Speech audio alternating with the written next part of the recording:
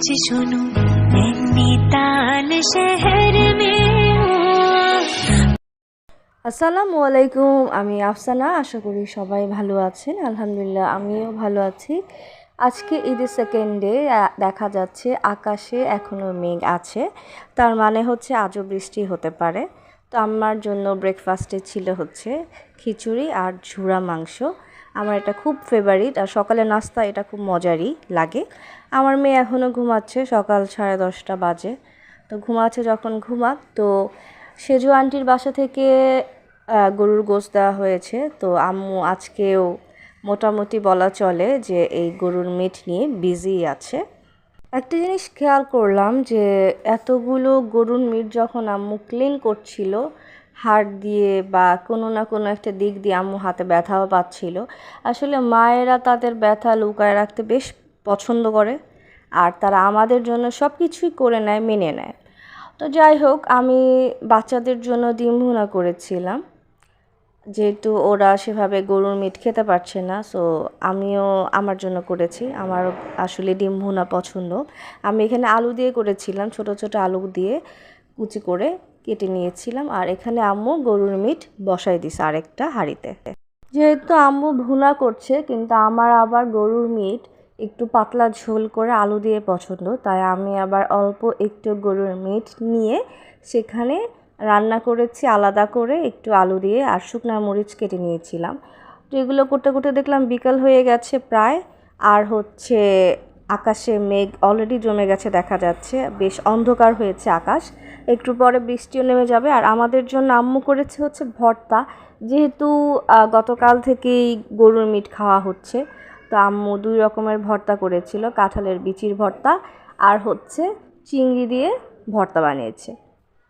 যেহেতু আমরা বাঙালি, সো এত এত মানে রিচ ফুড প্রতিদিন খাওয়া যায় না। আসলে আমরা মাছে ভাতে ভর্তায় বাঙালি। আর এখানে আম্মু করেছে হচ্ছে ধুন্দুল দিয়ে আলু দিয়ে একটা ডাল দিয়ে, মানে মুগ ডাল দিয়ে একটা মিক্স করে একটা সবজির মতো করেছে। আর হচ্ছে আমের ডাল করেছিল একদম পাতলা। তো এখানে মানে দুপুরবেলার খাবারটা আমার জন্য খুব মজার ছিল, কারণ হচ্ছে আমার খুব শান্তি শান্তি লাগছিল অনেকক্ষণ পরে, মানে 2 বেলা 3 বেলা গরুর মিট খাওয়ার পরে। তো ভাত খেয়ে উঠতে দেখলাম যে চুলধারে বৃষ্টি নেমে গেছে। তো আমার বাসার কাছে একটা আঙ্কেল আছে, উনি তার জায়গাতে, তার প্রপার্টিতে অনেকগুলো গাছ লাগিয়েছে। তো আমি সেই ক্যাপটা যখন নিচ্ছিলাম দেখতে ভালোই লাগছিলো, বৃষ্টির মধ্যে সবুজ গাছ বেশ ভালো লাগছিলো। তো দেখাই যাচ্ছে ভিডিওতে বেশ মুষলধারে বৃষ্টি হচ্ছে। এর মধ্যে আমার মেয়ে উঠে গেছে। আমার মেয়ে ঘুমায় তো লেট নাইট করে, অলমোস্ট সকালের দিকে ঘুমায়, তাই সে বিকেলের দিকে প্রায় উঠে।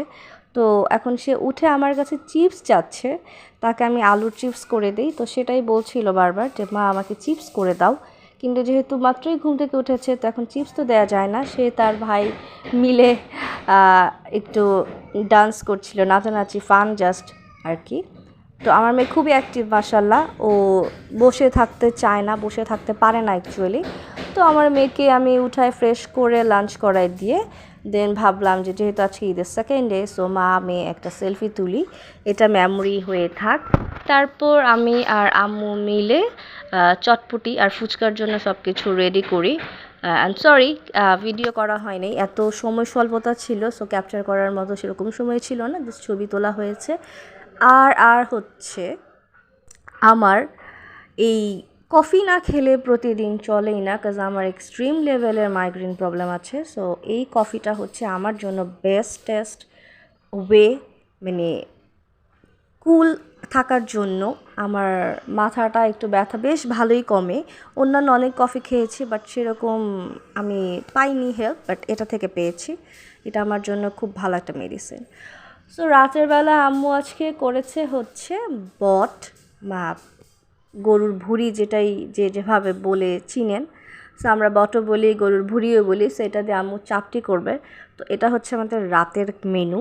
আর চাপটি দিয়ে ভুঁড়ি, এটা খুব মজার একটা ডিশ বা মজার একটা মেনু বলা চলে। পুরান ঢাকার মানুষের কাছে এটা খুব ফেভারিট একটা খাবার। অন্যান্য জেলায় কে কীভাবে খায় বা কীরকম পছন্দ তা আমার জানা নাই, বাট আমরা খুব পছন্দ করে খাই। তো আমার আজকের ভিডিওটা এ পর্যন্তই। সবার কেমন লাগলো জানাবেন। আমাকে সাবস্ক্রাইব করবেন আমার চ্যানেল, আমার পেজটা ফলো করবেন। Thank you so much for watching. আল্লাহ হাফেজ সবাইকে।